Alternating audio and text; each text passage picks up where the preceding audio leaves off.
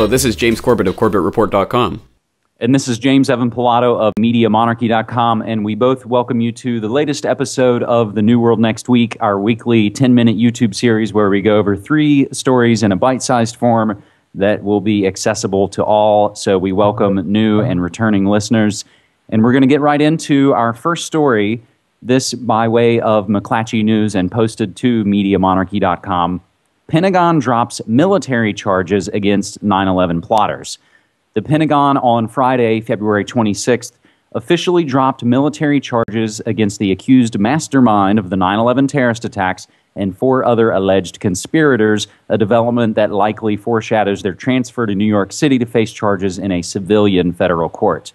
The Pentagon said the dismissal of the charges without prejudice against alleged plot leader Khalid Sheikh Mohammed and the others, Walid bin Atash, Ramzi bin al-Shib, Ali Abdul Aziz Ali, and Mustafa al-Hassawi, was a procedural step to clear the way for their civilian trials. There was no word on when indictments would be issued in New York against the men or when they would be transferred from Guantanamo to the U.S. Attorney General Eric Holder announced back on November 13, 2009, that the 5 men would be tried in federal court for the 9/11 attacks. What we will mention here as a flashback goes back to one of our earlier episodes of The New World Next Week. If you go back to the November 19th episode, we cover the real reason only 5 detainees are coming to New York City, and that would be these are the 5 that have already said they plan to plead guilty. So, James, this is basically kind of setting the stage for a kangaroo court, where the end result is pretty much a foregone conclusion, and you've had Obama coming out and saying, oh, they'll be convicted and executed, right? Exactly, which is a gross breach of justice in and of itself, but certainly these are people who are prepared to plead guilty, and why are they prepared to do so? Well, people can take a look at the information from the New York Times and other sources that reported that Khalid Sheikh Mohammed was tortured with waterboarding, and he was waterboarded 183 times in March 2003 alone. And something tells me if you're being waterboarded 6 times a day, yep, you're certainly going to confess to anything that's put in front of you. So it's absolutely ridiculous what's being done here, and that the U.S. court system is actually going to accept these guilty pleas from people who have been tortured is just beyond comprehension. And not only that, but also people can take a look at the Bush torture memos that were released last year, which indicated that the earlier stories that the CIA had abducted Khalid Sheikh Mohammed's children and tortured them with ants and other insects in order to get them to talk about their father and in order to get their father to confess to anything was all completely true. So it's just mind-boggling that people will believe this and swallow this, but I guess people aren't going to hear much about those aspects of the case, are they? No, they're not. And I believe I heard some ex-military official at some point say, you give me some time alone with Dick Cheney and I'll have him admitting to, the Manson family murders or something to that effect. So I think what even ties in with this, we had KSM even admitting to things that weren't even possible, admitting to plotting to blow up buildings that weren't even built. Am I right? That's the story, isn't it? Yeah, exactly. Yeah, and people can go and take a look at the articles that came out right after his confession to everything, including masterminding 9/11 from A to Z. Exactly. Mm-hmm. Right. Exactly. Well, it's just preposterous and actually quite vexing. But I trust that people won't fall for it. So moving right along to our second story today, what have we got up next? So our second story comes March 1st, so just a few days ago, by way of the Globe and Mail, and this would be the day after the close of the 2010 Vancouver Olympics. U.S. and Canada to extend security measures past Olympics. Canada and U.S. authorities are talking about extending cross-border security measures that were implemented for the 2010 Olympics in Vancouver and were to end with the closing of the Winter Games. The RCMP, the Royal Canadian Mounted Police, and the U.S. Coast Guard have jointly patrolled the waters off Vancouver since the beginning of the month, boarding nearly 200 vessels and interviewing about 500 people in their efforts to maintain security. RCMP Sergeant Duncan Pound of the Border Integrity Program said in an interview, almost every small craft in the vicinity of the maritime border has been contacted to confirm the legitimacy of its voyage. although some arrests on outstanding criminal warrants have been made and some vessels have been sent back to port for not being safe, none of the incidents involved a threat to Olympic security. So in addition to the numerous things that this connects to, this shows the way that not only the Patriot Act, but also the sort of cross-border agreements we've made show that so much of the anti-terror is about crime. All crime is terror.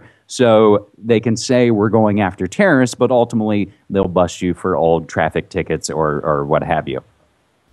That's right, and Section 802 of the Patriot Act famously makes all crimes, all misdemeanors, acts of terrorism, potentially. So absolutely egregious violations of the Bill of Rights and going on. And the fact that these Canada-U.S. cross-border operations are going to continue even after the threat, the supposed threat of to the Vancouver Olympics is gone, is not surprising to people who are following the issue. And I'd just like to put a plug in for Dana Gabriel, who's an excellent researcher on all things to do with the coming North American Union, and he was writing about this very topic in the run-up to the games, how the games were going to be used as basically an excuse for furthering the cross-border operations, which are already going on with Canada and the U.S.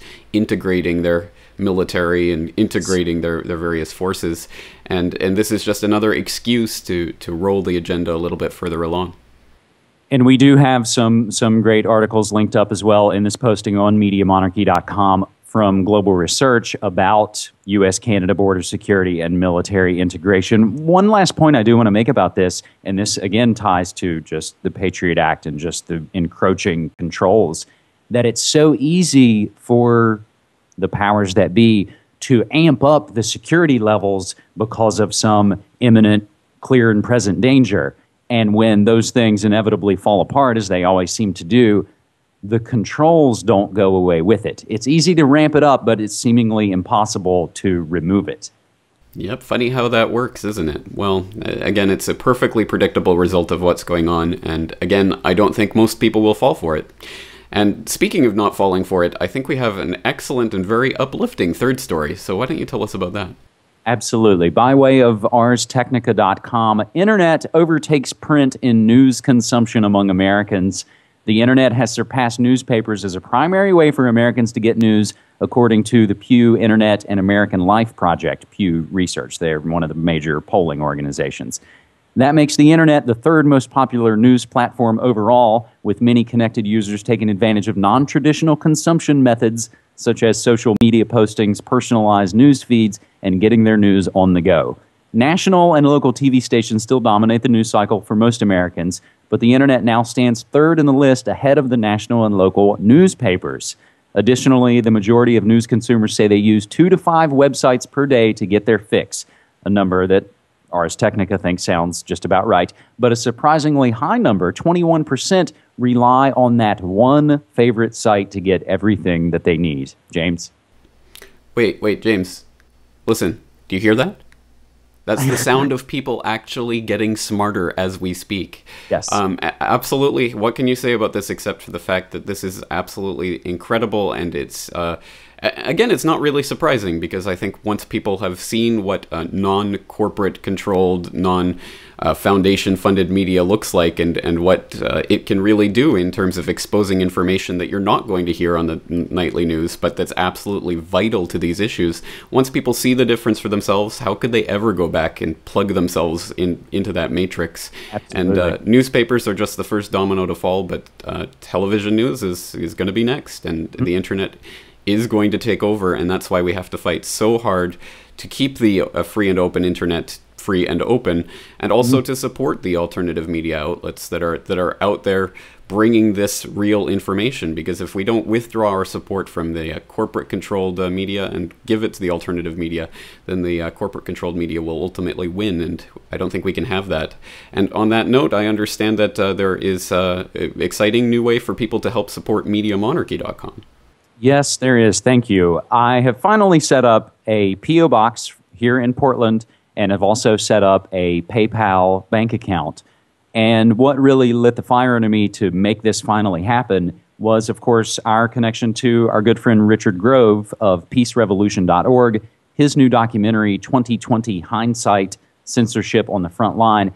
is available on DVD with all of the amazing extras and things that come with that by donating $10 to MediaMonarchy.com, CorbettReport.com, as well as the Maria Heller Show, the Jack Blood Show, Gnostic Media, and a couple of others that, again, all this information is available on CorbettReport.com, MediaMonarchy.com, and PeaceRevolution.org. This is a great way to not only support our sites, but to also spread the word of Richard Grove's whistleblowing story.